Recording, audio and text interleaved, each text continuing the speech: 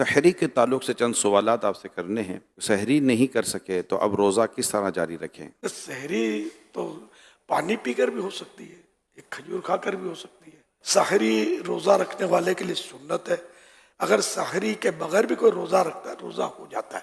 جو لوگ بغیر سحری کے روزہ رکھ لیتے ہیں کیا وہ گناہ گار ہیں؟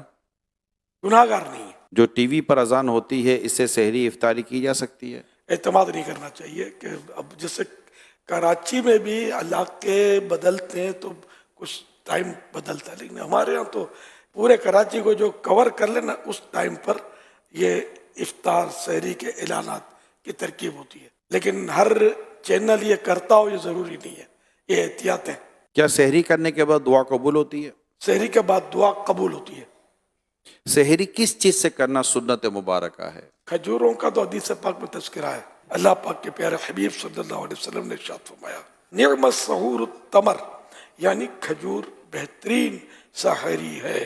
سحری کا وقت ختم ہو رہا ہو تو ٹوتھ برش کر سکتے ہیں؟ ٹوتھ برش اگر ٹوتھ پیسٹ بھی ساتھ میں ہے تو دیکھ لیں کہ منہ میں ذائقہ ختم ہو رہا ہو تو وہی بول رہا ہوں کہ اگر ٹوتھ پیسٹ بھی لگایا تو منہ میں ہو سکتا ہے کہ وہ ذائقہ اس کا رہ جائے اور پھر تھوک نکلے اس کا. تو یہ کیونکہ اس کی ٹوتھ پیسٹ کی جو ذائقہ ٹیسٹ جو ہے نا وہ آسانی سے جاتا نہیں ہے، دیر لگاتا ہے.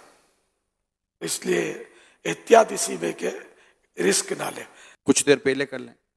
اتنی دیر پہلے کر لیں کہ منہ کا ذائقہ وہ نارمل ہو جائے. کیا سحری کے لیے سونا ضروری ہے؟ سحری کے لیے سونا شرط نہیں ہے. غسل فرض ہو تو کیا سحری کر سکتے ہیں؟ کیا روزہ بھی رکھ سکتے ہیں؟ ہاتھ دھو کر کلی کر کے سحری کر سکتے ہیں. اگر کسی نے روزہ بھی رکھا اس حالت میں تو روزہ فرض ادا ہو جاتا ہے اس کا. لیکن یہ کہ اگر نمازیں بھی قضا ہو جاتی ہیں تو پھر تو سخت گناہ گار ہے.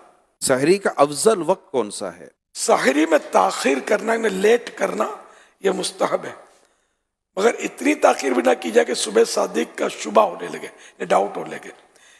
یہاں ذہن میں یہ سوال پیدا ہوتا ہے کہ تاخیر سے مراد کون سا وقت ہے؟ مفتی احمد یار خان صاحب فرماتے ہیں اس سے مراد رات کا چھٹا حصہ ہے. تو چھٹا حصہ جو ہے وہ افضل ہے. سحری کرنے کی کیا کیا نیتیں کی جا سکتی ہیں سحری میں؟